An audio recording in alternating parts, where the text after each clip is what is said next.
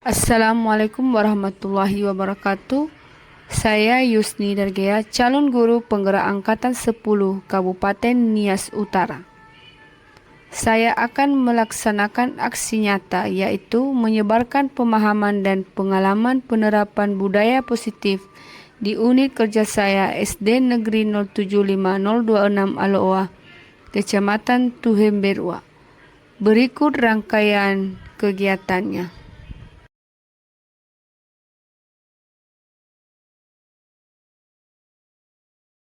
Yang saya hormati Ibu Kepala Sekolah SD Aloa, yang saya hormati Ibu calon guru penggerak Ibu Yusni Dargea, yang saya hormati Bapak dan Ibu guru yang berkenan hadir di ruangan ini. Sebelumnya saya ingin menyapa kita dalam bahasa Nias, Yahoo, Merdeka. Baik Bapak Ibu, sekarang kita akan melaksanakan diseminasi sosial secara khusus yang akan dipandu oleh Ibu calon guru penggerak Ibu Yusni Dargea, dan ada beberapa rangkaian acara yang akan kita laksanakan, yaitu yang pertama kata pengantar dari pembawa acara, yang kedua kata pembukaan dari Ibu CGP Ibu Yusni Dargea sekaligus sebagai narasumber pemateri kita pada saat ini. Yang ketiga, kata sambutan oleh Ibu Kepala Sekolah. Yang keempat, pemaparan materi. Dan yang kelima, penutup. Jadi demikianlah rangkaian acara yang akan kita laksanakan pada hari ini. Untuk mempersingkat acara kita mulaikan. Yang pertama, kata pengantar dianggap sudah selesai. Kita masuk pada yang kedua, kata pembukaan dari Ibu CGP Ibu Yusni Dargea sekaligus sebagai narasumber pemateri kita pada saat ini. Kepada Ibu dipersilahkan. Baik.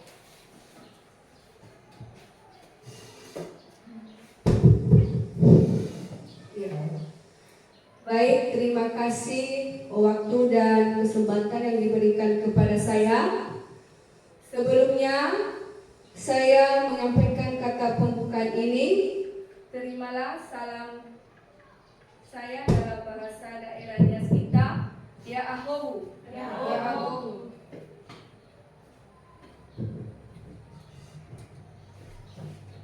Baik, sebagai umat yang beragama, patut kita mengucapkan syukur kehadirat Tuhan Yang Maha Kuasa, yang mana pada hari ini kita diberikan kekuatan sehingga kita dapat berkumpul di ruangan kantor guru SD Negeri 075026 Aloa. Baik, yang pertama sekali yang saya hormati Ibu Kepala Sekolah, yang saya hormati Bapak dan Ibu guru yang sudah berkenan hadir pada saat ini. Baik, dalam kegiatan ini saya menyampaikan kata pembukaan kepada kita semua. Kegiatan ini sudah tahu kita bahwa saya adalah sebagai calon guru penggerak di angkatan 10, di mana pada saat ini kami sedang mengikuti pendidikan guru penggerak. Nah, di dalam pendidikan guru penggerak, di sini kami akan melakukan suatu diseminasi budaya positif. Jadi, apa saja yang sudah kami dapatkan atau apa yang sudah kami pelajari di dalam pendidikan guru penggerak, maka pada saat ini kami akan menyampaikan atau mengimplementasikan tentang budaya positif yang sudah kami pelajari di dalam pendidikan guru penggerak.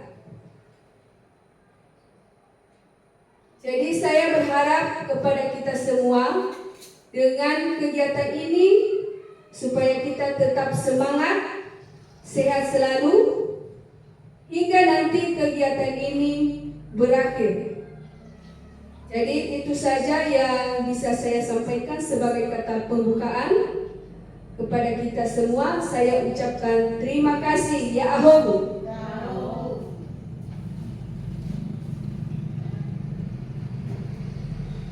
Terima kasih kata pembukaan dari Ibu CGP, Ibu Yusni Dargea. Sekarang kita masuk pada bagian yang ketiga, yaitu kata sambutan oleh Ibu Kepala Sekolah. Kepada Ibu dipersilahkan. Baik, terima kasih waktu dan kesempatan yang diberikan kepada kami dalam menyampaikan kata sambutan pada kegiatan kita pada hari ini. Sebelumnya, terimalah salam saya dalam bahasa daerah kita Nias. Yahobu. Yahobu. Yang saya hormati Ibu calon guru penggerak, yang saya hormati Bapak Ibu guru SD Negeri 07 5026 Aloa. Puji dan syukur kita panjatkan atas kasih karunia Tuhan kepada kita, sehingga pada pagi hari ini kita diberi kesehatan bisa berkumpul dalam ruangan yang sederhana ini dalam rangka melaksanakan sosialisasi bagi guru, ibu guru penggerak. Kami sebagai kepala sekolah di SD ini sangat mendukung kegiatan yang dilaksanakan oleh ibu guru penggerak untuk melaksanakan sosialisasi pada hari ini.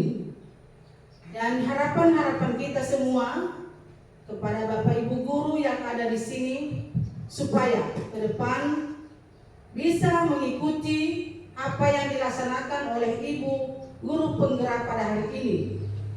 Bapak Ibu yang masih belum melaksanakan atau mengikuti guru-guru penggerak ini supaya berlomba untuk terus maju melaksanakan kegiatan-kegiatan seperti ini. Demikian saja kata-kata sambutan dari kami, dan kembali saya sapa kita Yahobu.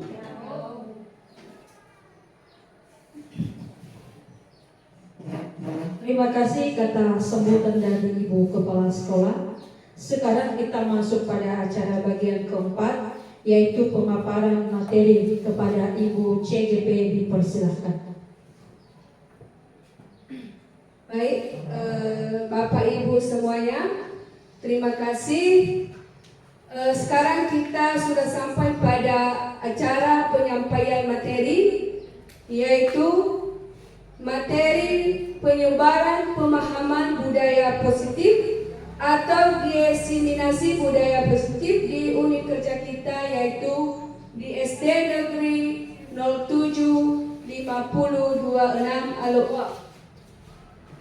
Baik, sebelumnya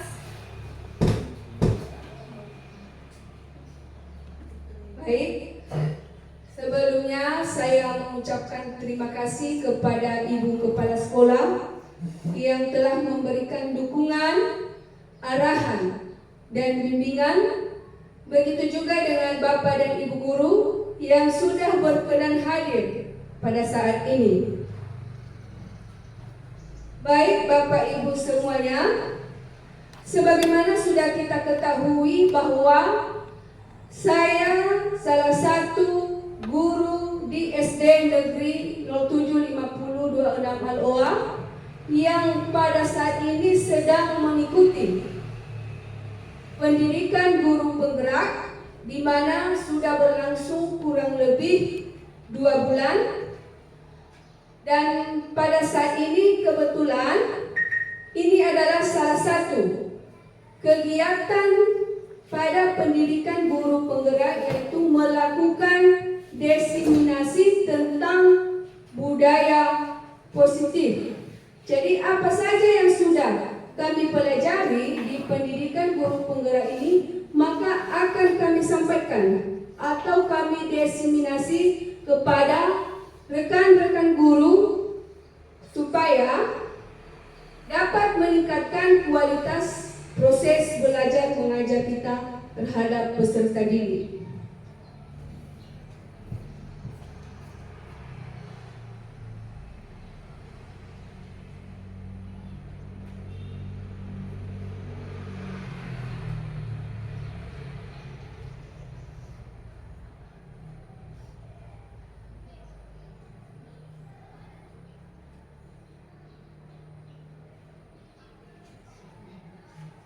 Baik Bapak Ibu, jadi di sini kami akan melakukan diseminasi tentang menyebarkan pemahaman dan pengalaman penerapan budaya positif.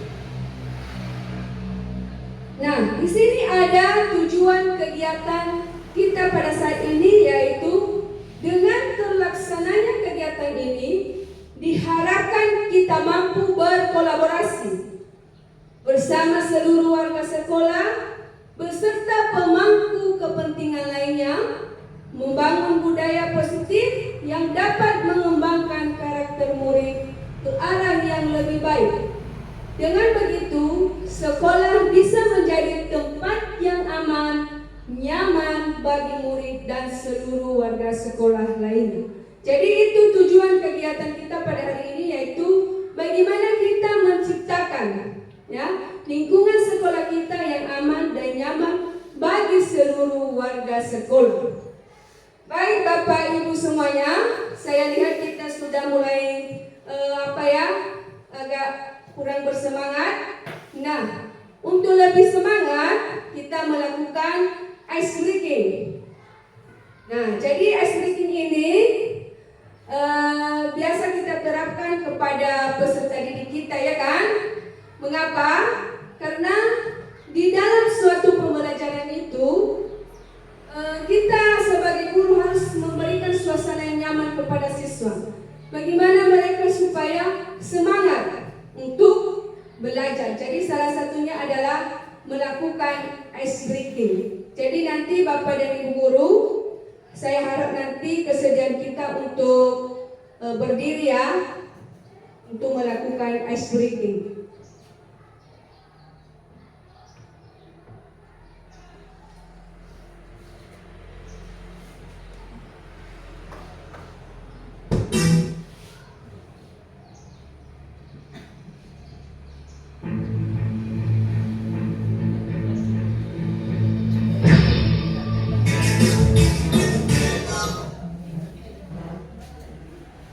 Bapak dan Ibu guru diharap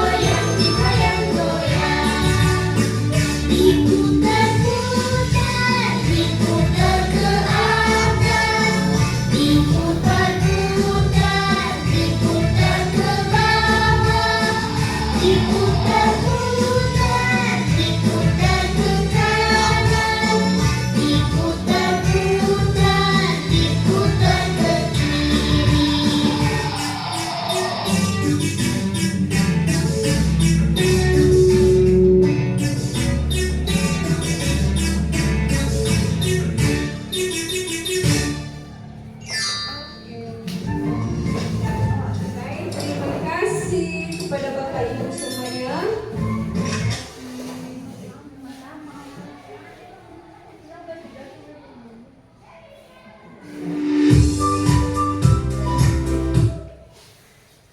Baik. Bapak Ibu masih semangat? Semangat. Ya, pastinya semangat ya. Semangat, apalagi Ibu kepala sekolah ya. Iya, luar biasa. Iya, terima kasih Bu. Baik.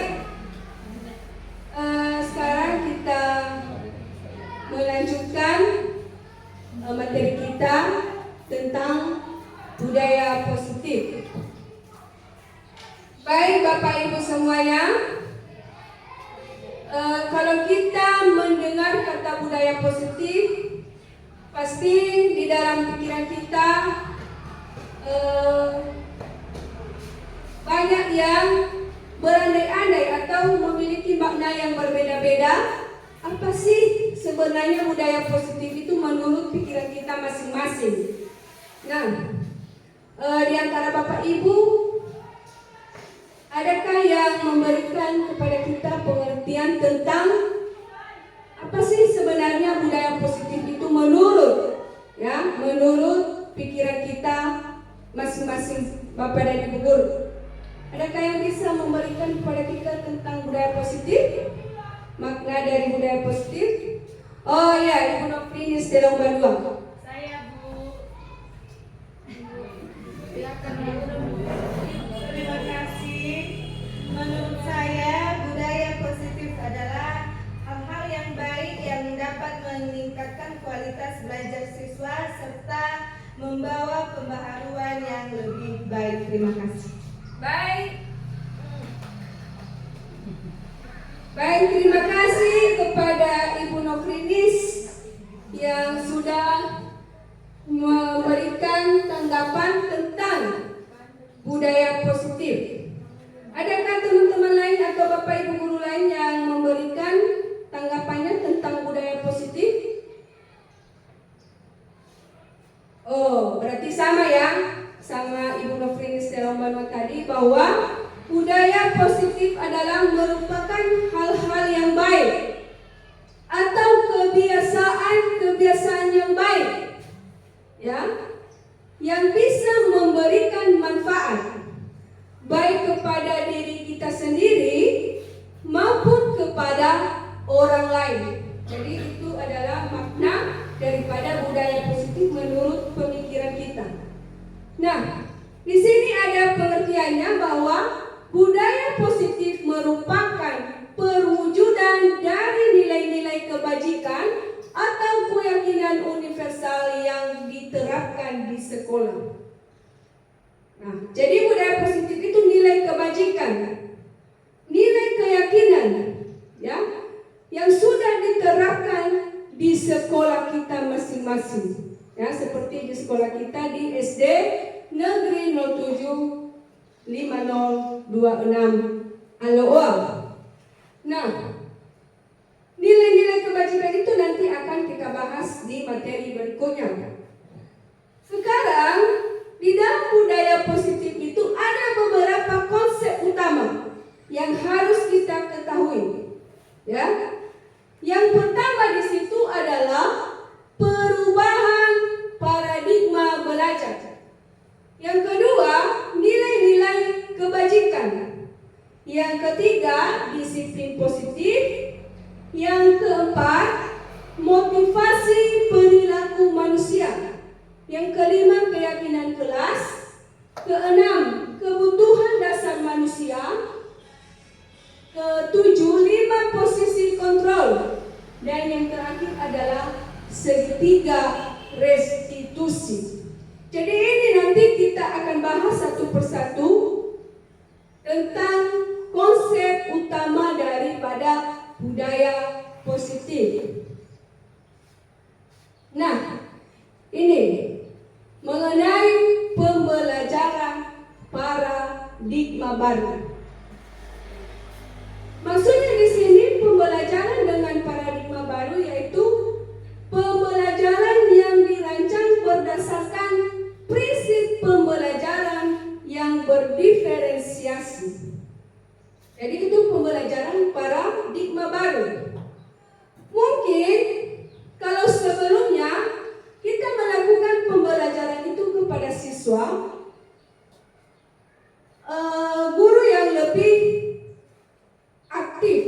ya. Guru lebih aktif dalam memberikan pembelajaran, di mana di situ ada istilahnya di situ teacher center, ya, di mana guru dialah yang lebih aktif dalam menyampaikan pembelajaran. Nah, di dalam paradigma baru ini kita dituntut yaitu student center, ya, di mana siswa itu yang lebih aktif di dalam pembelajaran. Itu dalam pembelajaran paradigma baru. Nah, apa itu maksudnya pembelajaran yang berdiferensiasi tadi?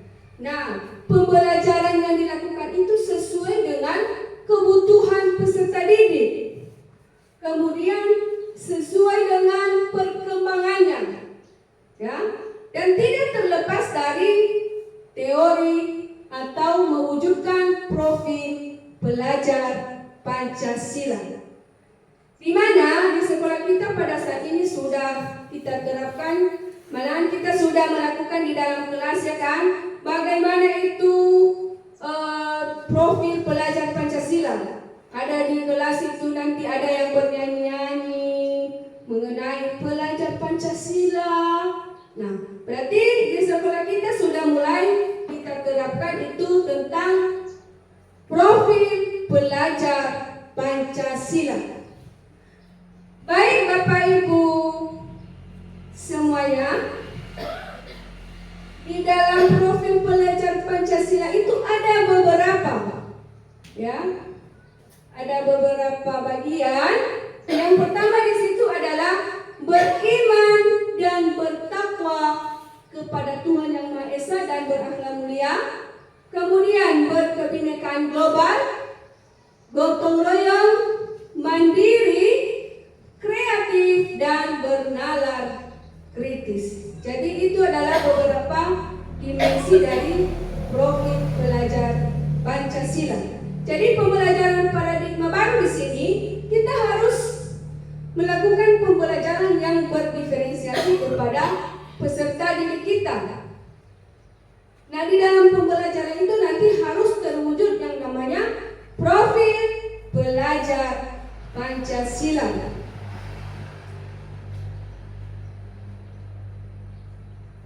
Baik, Bapak Ibu guru, yang berikutnya adalah nilai-nilai daripada kebajikan. Itu adalah konsep utama budaya positif, yaitu nilai-nilai kebajikan. Apa itu nilai-nilai kebajikan? Nilai kebajikan adalah sifat-sifat positif manusia yang merupakan tujuan mulia yang ingin dicapai setiap individu. Nilai-nilai tersebut bersifat universal dan lintas bahasa, suku bangsa, agama maupun latar belakang. Nah, di sini di dalam nilai kebajikan ini kita sebagai seorang guru tidak bisa membeda-bedakan antara siswa baik itu dari latar suku maupun agama, bahasa, dan juga latar belakang, ya, latar belakang daripada murid tersebut. Jadi nilai kebajikan itu kita lakukan secara setiap individu dan bersifat universal. Ya, itu nilai-nilai kebajikan. Nah, di sini nilai-nilai kebajikan itu ada menurut, ya, ada di situ menurut Ibu Primarius program bahwa nilai-nilai kebajikan itu misalnya toleransi, rasa hormat, integritas, mandiri, menghargai, antusias, empati, keingintahuan, kreativitas, kerjasama, percaya diri, dan komitmen. Itu menurut Ibu Primari. Nah, nilai-nilai kebajikan juga ada menurut project nilai-nilai kebajikan atau The Virtus Project. Nah, ada beberapa di situ kebajikan yaitu peduli, keterus-terangan, kebersihan, komitmen, dan seterusnya. Jadi itu adalah nilai-nilai kebajikan yang akan kita lakukan. Baik. Seterusnya adalah konsep yang ketiga yaitu disiplin positif. Ya, disiplin positif. Kalau kita dulu bicara tentang disiplin di sekolah, biasanya Bapak dan Ibu guru pasti pernah menerapkan yang namanya disiplin, ya kan? Nah, di sini saya mau bertanya kepada Bapak Ibu guru, disiplin yang pernah kita terapkan di sekolah kita dulu apa ya? Siapa yang bisa memberikan tanggapan kepada kita? Bu Warubu?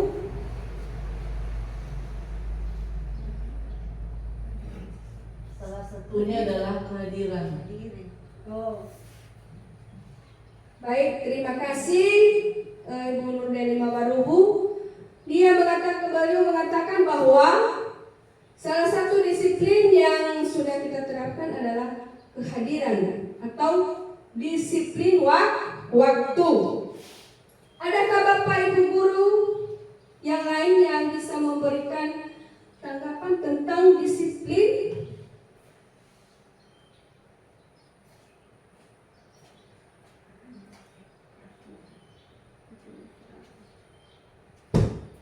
Disiplin mengenai mengerjakan tugas. Contohnya kalau hari ini dikasih tugas, anak-anak kami harus mengerjakan di rumah. Apabila anak-anak ibu tidak mengerjakan besok, maka akan dikenakan sanksi, dan sanksinya itu yang mudah-mudah saja. Contohnya bernyanyi ke depan atau menyebutkan kembali pelajaran yang sudah dikerjakan sebelumnya. Terima kasih. Baik, terima kasih kepada Ibu Feriani Zega yang sudah memberikan tanggapan kepada kita tentang disiplin, ya. Tadi Ibu baru mengatakan bahwa disiplin yang pernah diterapkan yaitu tentang kehadiran, ya, kehadiran di sekolah. Kemudian Ibu Fariani Zega tadi mengatakan bahwa kita harus melakukan disiplin terhadap siswa kita di dalam mengerjakan tugas. Nah, di sini disiplin itu kalau arti kata disiplinnya yaitu belajar, ya, disiplina yang artinya belajar. Di mana disiplin di situ merupakan tanggung jawab terhadap apa yang dilakukan bersama berdasarkan nilai-nilai yang diyakini. Jadi disiplin itu adalah merupakan tanggung jawab sesuai dengan nilai-nilai yang sudah diyakini. Berarti itu tanggung jawab kita. Misalnya di sekolah kita telah membuat keyakinan bahwa peraturannya adalah misalnya harus memakai pakaian seragam. Berarti itu adalah merupakan tanggung jawab. Misalnya siswa harus memakai baju seragam ini hari Senin, ini hari Rabu, ini hari Jumat sudah ditentukan. Jadi kita harus menerapkan disiplin di situ karena kita harus bertanggung jawab melaksanakan disiplin tersebut. Nah, itu tadi tentang disiplin. Sekarang disiplin positif. Maksudnya di situ merupakan salah satu cara disiplin yang bertujuan untuk menumbuhkan kesadaran serta memberdayakan peserta didik tanpa imbalan, ancaman, atau hukuman. Nah, jadi mungkin kalau selama ini kita menerapkan disiplin itu dengan catatan kalau anak-anak kami siapa yang hadir cepat, maka ibu akan memberikan hadiah. Siapa misalnya bapak dan ibu guru dulu, di antara bapak dan ibu guru. Misalnya ada di antara kita cepat-cepat hadir. Ada istilahnya di sini, ada imbalan dari ibu kepala sekolah. Misalnya dia memuji bapak dan ibu guru itu. cepat sekali datang Ibu ya. Terima kasih. Berarti dia memuji Bapak dan Ibu guru. Nah sekarang disiplin positif di sini tidak mengharapkan imbalan, tidak mengharapkan hukuman. Jadi kita melakukan disiplin itu berdasarkan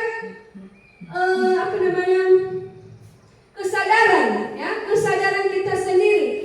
Jangan nanti kita datang cepat ke sekolah jam 7, kita berharap supaya ibu kepala sekolah memberikan pujian, atau juga kita datang cepat ke sekolah supaya tidak dapat teguran dari ibu kepala sekolah. Tidak, ya. Disiplin di sini bukan karena kita takut hukuman, bukan karena kita mendapatkan imbalan, tetapi kita melakukan disiplin itu harus dengan kesadaran kita sendiri. Tidak dari motivasi dari luar. Berarti ini motivasi internal atau intrinsik dari dalam diri kita sendiri. Karena kalau motivasi yang datang dari luar, bisa saja suatu saat tidak kita laksanakan. Ya. Mengapa? Karena kalau motivasi dari luar itu, misalnya besok, ya udahlah, saya terlambat dulu hari ini, karena tidak ada kesadaran dari diri kita sendiri. Misalnya, saya datang besok karena saya mau dipuji oleh ibu kepala sekolah.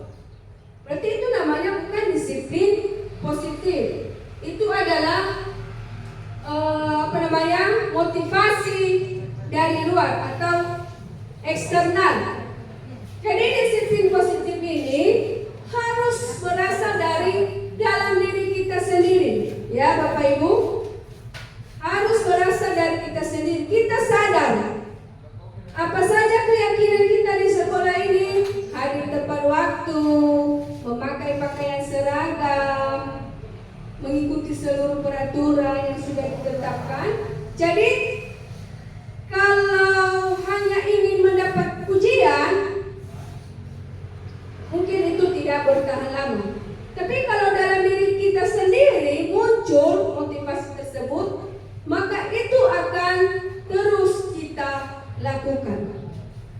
Jadi di sini sebagai pendidik, tujuan kita adalah menciptakan peserta didik yang memiliki disiplin diri, sehingga mereka berperilaku mengacu kepada nilai-nilai kebajikan universal dan memiliki motivasi intrinsik dalam perubahan perilaku ke arah yang lebih baik. Nah, jadi kepada siswa kita tadi, misalnya di dalam kelas kita menerapkan bahwa tidak boleh membuang sampah sembarangan.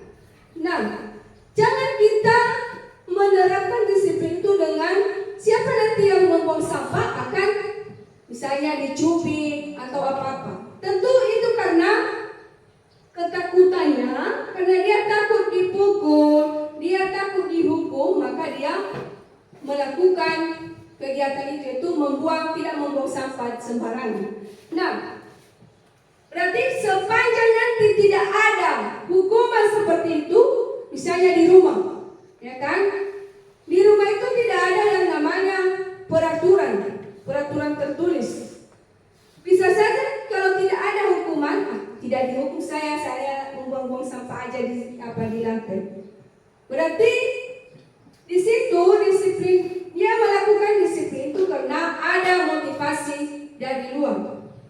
Jadi jangan kita terapkan itu kepada peserta didik kita. Kita harus menerapkan disiplin itu dengan motivasi yang ada dalam dirinya. Ya, kita bertanya, bagaimana nanti kalau kamu membuang sampah di kelas? Apa yang terjadi? Tentu siswa kita nanti banyak nyamuk. Nah, itu kan mereka sering menjawab seperti itu. Nah, bagaimana yang bagusnya? Tentu dia membuang sampah di tempat sampah. Jadi itu bukan karena motivasi dari luar atau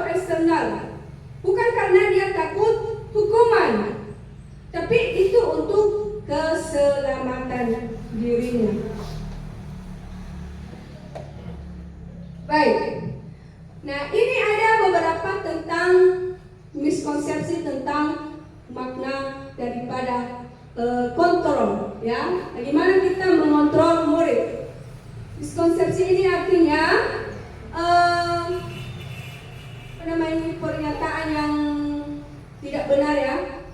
Miskonsepsi, di mana pada dasarnya kita tidak dapat memaksa murid untuk berbuat sesuatu jika murid tersebut memilih untuk tidak melakukannya, ya. Jadi pada saat itu, pada saat kita mengontrol murid, jangan kita paksa murid kita itu melakukan sesuatu, ya. Biarlah mereka melakukan sesuatu itu dengan kesadaran dirinya sendiri. Kemudian yang kedua, bahwa penguatan positif, efektif, dan bermanfaat. Penguatan positif atau bujukan adalah bentuk-bentuk kontrol.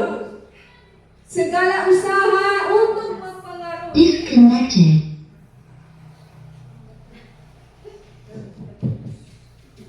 ya. Segala usaha untuk mempengaruhi murid agar mengulangi suatu perilaku tertentu adalah suatu usaha untuk mengontrol murid tersebut. Jadi dalam jangka waktu tertentu, ya, kemungkinan murid tersebut akan menyadarinya dan mencoba untuk menolak bujukan kita, atau bisa menjadi murid tersebut menjadi tergantung pada sang guru untuk berusaha. Jadi jangan kita laksanakan seperti itu. Jangan murid kita itu melakukan sesuatu hanya pada saat kita mengontrolnya. Ketika kalau tidak ada kita di situ, dia tidak melakukan sesuatu. Jadi kita harus melatih siswa kita itu melakukan sesuatu dengan kesadaran dirinya sendiri. Kemudian berikutnya yaitu bahwa kritik dan membuat orang bersalah dapat menguatkan karakter. Ya. Di sini kita menggunakan kritik dan rasa bersalah untuk mengontrol murid menuju pada identitas gagal. Ya. Mereka belajar untuk merasa buruk tentang diri mereka. Mereka mengembangkan dialog diri yang negatif. Jadi kalau kita di sini seorang pendidik, kita memberikan kepada anak itu supaya dia merasa bersalah.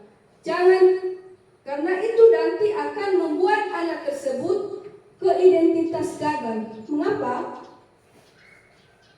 Misalnya dia melakukan suatu kesalahan, dia akan selalu takut saya, takut. Misalnya dia disuruh mengerjakan sesuatu, nah, jadi pada saat dia mengerjakan sesuatu itu, dia merasa bersalah. Nanti jangan-jangan ya yang saya kerjakan ini salah, ya kan?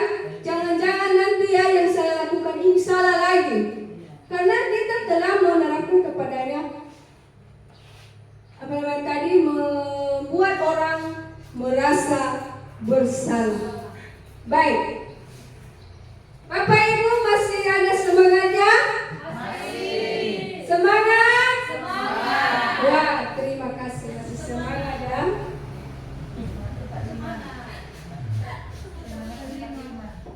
Baik, seterusnya yaitu motivasi perilaku manusia.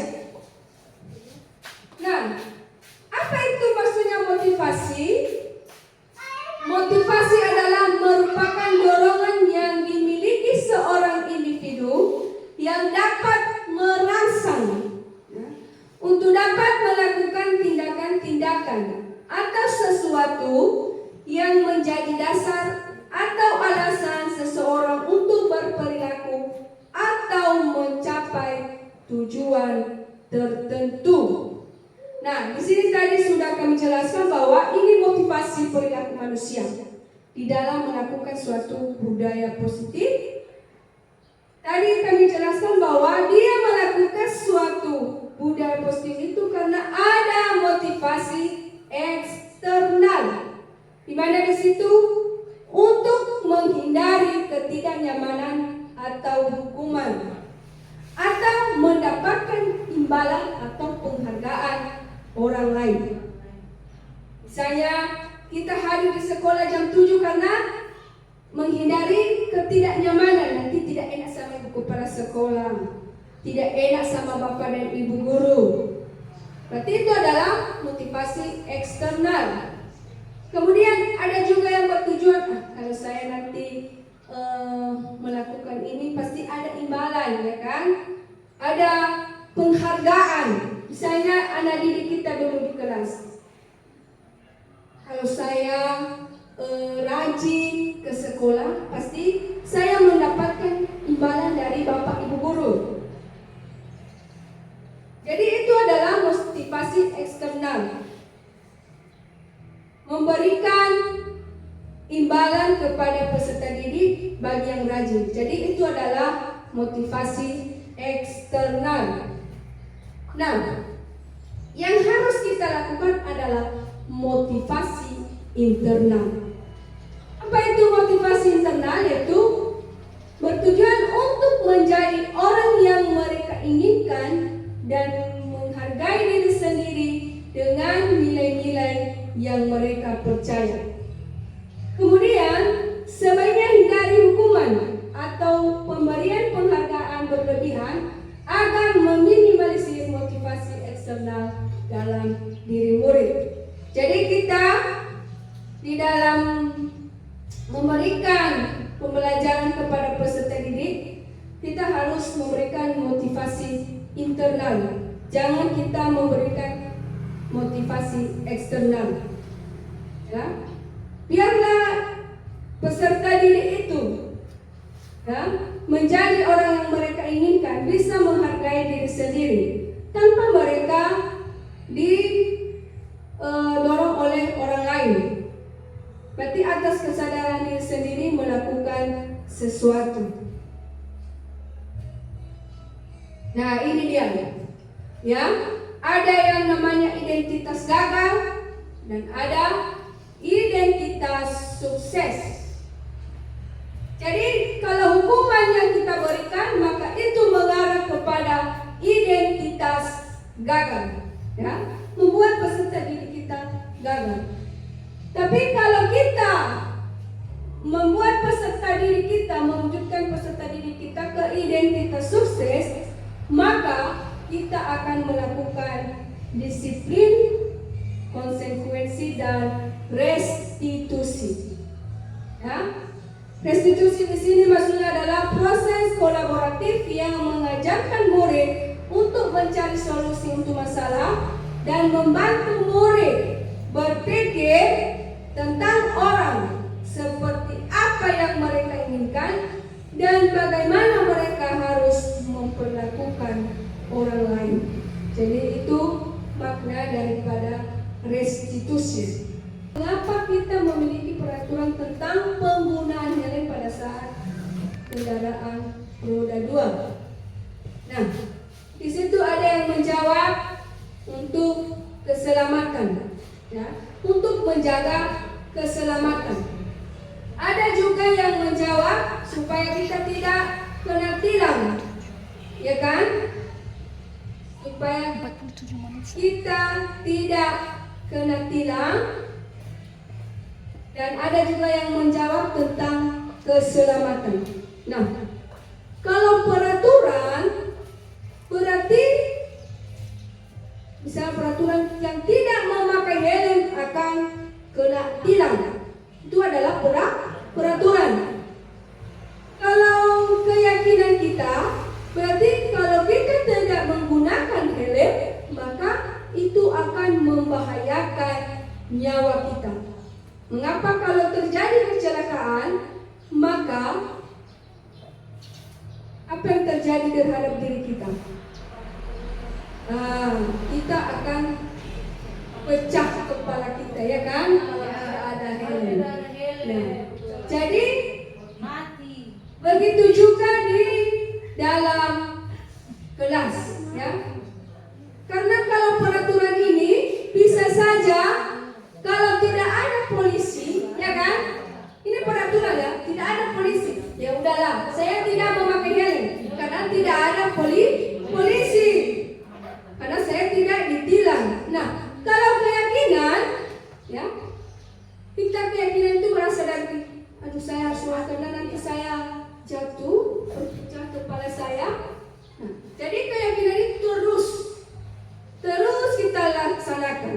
ya, tanpa ada motivasi dari luar. Kalau peraturan hanya pada saat ada polisi, saya tidak memakai helm, tidak ada polisi hari Minggu hari ini, ya, tidak ada polisi yang bertugas. Tapi karena keyakinan kita, walaupun hari Minggu, malam hari harus pakai helm demi keselamatan. Iya, Bapak Ibu. Nah, jadi untuk begitu juga dengan siswa kita, ya. Jangan kita buat peraturan saja, karena bisa saja nanti misalnya peraturan itu kita terapkan, mungkin besok kita tidak menerapkan atau sudah lupa, ya kan? Tapi kalau kita membuat keyakinan atau kesepakatan, tentu itu berlanjut. Misalnya di dalam kelas kita membuat kesepakatan terhadap siswa kita, antara guru dengan siswa. Jadi dengan adanya keyakinan bahwa misalnya tidak boleh keluar masuk pada saat belajar, berarti itu adalah suatu keyakinan kita, dan itu akan mereka lanjutkan dan itu akan mereka laksanakan. Baik itu mengenai keyakinan kelas. Seterusnya mengenai kebutuhan dasar manusia. Apa itu kebutuhan dasar manusia? Yaitu sesuatu yang kita lakukan untuk mendapatkan apa yang kita inginkan. Jadi seluruh tindakan yang kita lakukan memiliki tujuan tertentu. Dan semua usaha terbaik yang kita lakukan adalah rangka agar kebutuhan dasar kita terpenuhi dengan baik. Jadi apa kebutuhan dasar manusia itu? Kebutuhan kita itu adalah kesenangan, kebebasan, cinta dan kasih sayang, penguasaan. Jadi itu sebagai manusia kita membutuhkan itu. Anak didik kita juga membutuhkan itu. Dia membutuhkan kasih sayang kita. Dia membutuhkan kesenangan, ya. Dia juga membutuhkan kebebasan. Jadi semua orang akan melakukan atau berusaha memenuhi kebutuhannya dengan berbagai cara. Jadi kita harus melakukan sesuatu itu dengan cara-cara yang positif. Nah, jadi itu mengenai kebutuhan dasar manusia. Nah, seterusnya kita masuk pada posisi kontrol seorang guru, ya. Posisi kontrol seorang guru itu ada di situ sebagai penghukum, pembuat rasa bersalah, kemudian sebagai teman, dan pemantau, dan yang terakhir adalah manajer. Nah, kalau kita berbicara tentang posisi kontrol seorang guru itu, kita harus mengambil posisi di mana dulu dari yang sebenarnya ini 5, ya. Udah salah apa? Di sini ada 5 posisi kontrol guru. Menurut Bapak Ibu, kita di sini sebagai apa? Penghukumkah? Pembuat rasa bersalahkah? Temankah atau apa? Manajer. Mengapa kita bukan penghukum? Karena kita sekarang bukan menuntut. Kita pendidik adalah menuntun siswa-siswi kita supaya lebih baik. Ya, jadi kita sebagai manajer, ya, di mana di situ guru berbuat sesuatu bersama murid, mempersilahkan murid mempertanggungjawabkan perilakunya dan mendukung murid menemukan solusi atas permasalahannya sendiri. Nah, jadi misalnya ada siswa kita melakukan suatu kesalahan, bertengkar kepada temannya, kita di situ seorang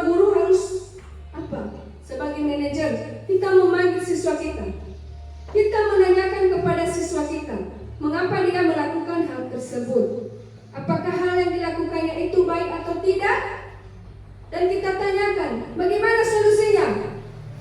Ya, bagaimana solusi permasalahan yang sudah dia lakukan? Jadi kita di situ sebagai manajer.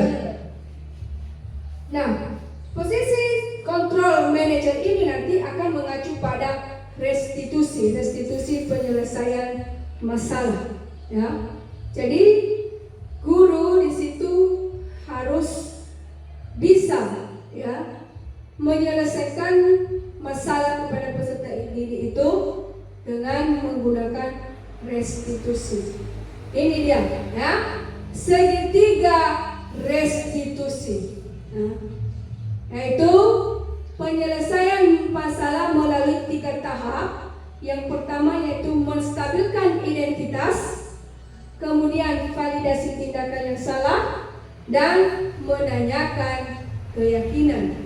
Jadi itu segitiga restitusi, itu tahapan-tahapan dalam segitiga restitusi. Apa tujuannya? Adalah untuk menghasilkan murid yang mandiri dan bertanggung jawab.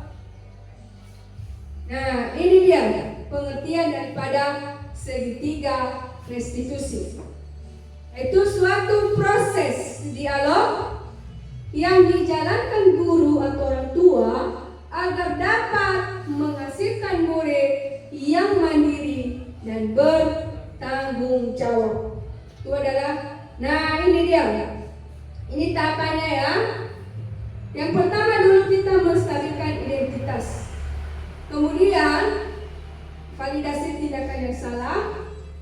Baru yang terakhir menanyakan keyakinan. Yang pertama, menstabilkan identitas. Di sini berdasarkan prinsip membuat kesalahan adalah bagian dari proses pembelajaran. Jadi di sini akan menggeser identitas gagal ke identitas sukses.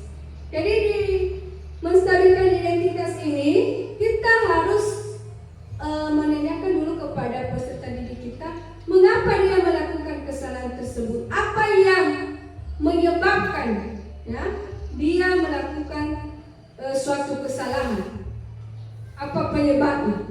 Jadi di situ kita menstabilkan identitas. Kemudian validasi tindakan yang salah.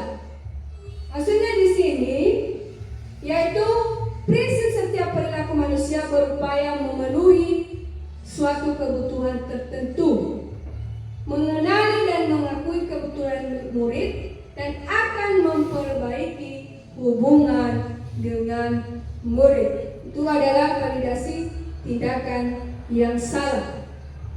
Kemudian yang terakhir menanyakan keyakinan. Nah, di situ nanti kita akan sebagai guru memberikan pertanyaan, ya, pertanyaan bermakna kepada murid, ya, untuk memunculkan motivasi secara intrinsik.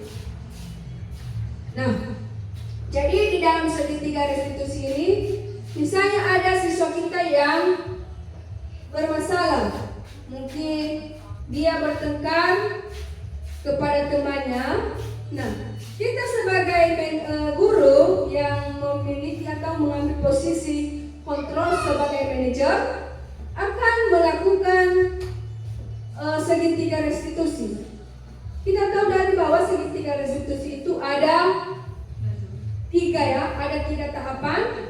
Yang pertama tadi menstabilkan identitas. Berarti kita menanyakan kepada siswa kita tersebut, mengapa kamu melakukan itu? Mengapa kamu marah kepada temanmu ini? Tentu nanti siswa itu akan menjawab begini. Kita menguatkan, betul, kita menguatkan dia bahwa kamu melakukan itu pasti ada alasan ya. Jadi kita dulu mendukung apa yang sudah dilakukan siswa tersebut. Itu menstabilkan identitas. Jangan sampai kita memberikan kepada siswa, kenapa kamu marah seperti itu? Tidak boleh seperti itu. Jangan. Jadi di segitiga restitusi jangan seperti itu. Kita apakan dulu siswa kita itu? Iyalah, kamu marah seperti itu karena pasti ada alasan. dirimu, pasti saya akan marah. Itu dimestabilkan identitas. Jangan sampai siswa itu merasa bersalah sekali. Kalau kita, kamu jangan melakukan seperti itu lagi, seperti ini itu. Jadi jangan. Kita dulu mendukung apa yang sudah dia lakukan. Kemudian baru nanti di situ validasi tindakan yang salah. Nah, di mana siswa kita itu, disitulah kita tanyakan, apakah yang kamu lakukan itu sudah benar atau salah? Berarti di situ nanti dia menjawab sendiri. Itu adalah dari dirinya sendiri. Tentu dia mengatakan salah karena dia sudah memukul temannya. Kita tanyakan kepadanya, apakah itu bagus yang sudah kamu lakukan? Tentu dia menjawab tidak bagus. Lalu yang ketiga, menanyakan keyakinan. Tadi sudah kita buat keyakinan, tentu dengan sikap yang sudah dia lakukan, kita menanyakan kepadanya, apakah yang kamu lakukan itu sudah sesuai dengan keyakinan yang sudah kita sepakati? Tentu nanti dia akan menjawab. Dan kita harus mendorong siswa tersebut untuk menemukan solusi dari permasalahan yang sudah dilakukan. Dia akan menemukan, tentu nanti dia akan mengatakan, saya akan minta maaf. Jadi jangan kita duluan menyampaikan kepada murid kita, biarlah dia yang menemukan apakah dia itu minta maaf atau bagaimana caranya. Sehingga nanti setiap ada masalah yang dilakukannya, maka dia sudah tahu bahwa itu tidak bisa dilakukan karena dari dirinya sendiri tadi yang mencari bagaimana pemecahan masalahnya. Dia tadi yang tahu bahwa itu tidak sesuai dengan keyakinannya. Jadi kita sebagai seorang guru di situ harus melakukan yang namanya segitiga restitusi. Di sini ada sebuah kasus, salah seorang siswa itu bernama Algis. Dia tidak terima pekerjaannya selalu dicontek oleh temannya. Ia marah dan tidak bisa menahan emosinya. Nah, di sini kita bisa melakukan pemecahan masalah dengan menggunakan segitiga restitusi tadi yang sudah kami jelaskan mengenai masalah Algis.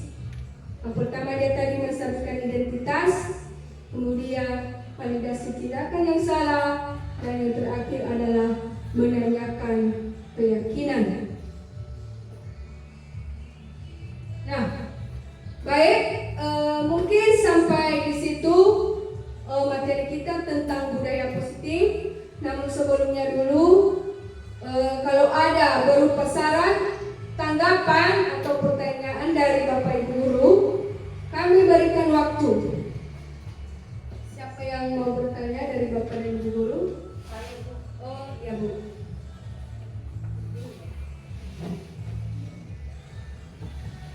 Baiklah, terima kasih. Ada hal yang saya mau tanyakan Bu mengenai pembelajaran paradigma baru tadi.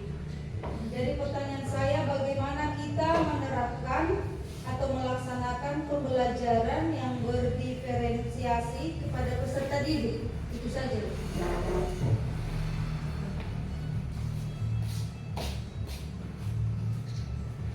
Baik, terima kasih pertanyaan dari Ibu Rinawati Silaban. Kita berikan tepuk tangan kepada Ibu Silaban. Baik, pertanyaan yang sangat bagus ya. Bagaimana kita menerapkan pembelajaran yang berdiferensiasi kepada siswa? Nah, di sini memang di sekolah kita ini siswa-siswi kita itu berbeda-beda ya. Ada yang bisa mengikuti pelajaran, ada yang tidak. Misalnya ada yang suka belajar bahasa Inggris, ada suka belajar bahasa Indonesia, ada yang suka matematika. Berdiferensiasi, berbeda-beda. Jadi bagaimana kita menerapkan pembelajaran berdiferensiasi itu kepada peserta didik kita. Nah, di kurikulum Merdeka yang sedang kita terapkan, kalau memang dari dulu kita kurikulum ke-13 KTSP, kurikulum ke-13. Nah, di kurikulum Merdeka ini kita tidak harus, misalnya bahasa Indonesia ada 8 bab, kita tidak perlu menyelesaikan yang 8 bab itu. Ya, kita harus mengetahui dulu bagaimana kondisi siswa-siswi kita. Karena siswa itu berbeda-beda. Ada yang suka bernyanyi, ada yang juga suka menghitung, itu saja disuruh bernyanyi tidak mau. Nah, jadi kita sebagai guru di situ harus memberikan pembelajaran berdiferensiasi. Misalnya si A, dia sukanya bernyanyi, nah silakan berikan dia, kembangkan bakatnya bernyanyi, dan berikan pembelajaran bernyanyi kepadanya. Kalau misalnya dia tidak suka matematika, paling malas, nah, jadi si B juga dia sukanya matematika. Jadi kita tidak mesti si A ini harus bisa matematika. Jangan. Jadi kita harus menyesuaikan dengan kondisi daripada siswa kita.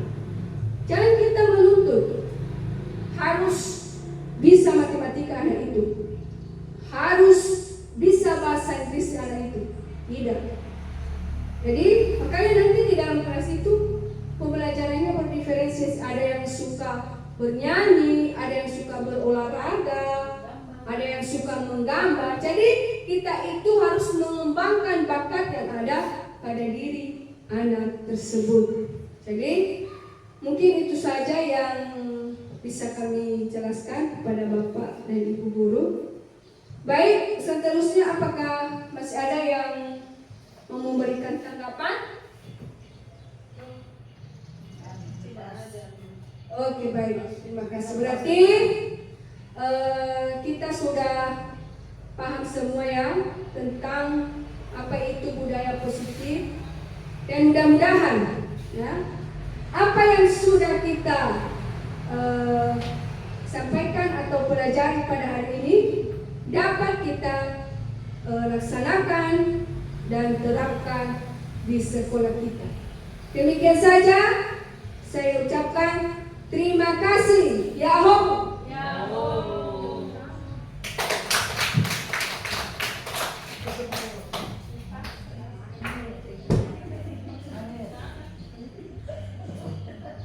Baik, terima kasih pemaparan materi dari Ibu CGP, Ibu Yusni Dargea. Demikian saja acara kita pada hari ini. Atas segala kekurangan dan kelemahan, semoga kita membenahinya di dalam diri kita masing-masing. Sekarang kita akan mengakhiri acara kita pada hari ini. Semoga apa saja yang sudah kita pelajari, yang sudah kita terima materi pada hari ini, kita mampu menerapkannya dalam mengajari anak didik kita setiap hari. Terima kasih. Yahoo.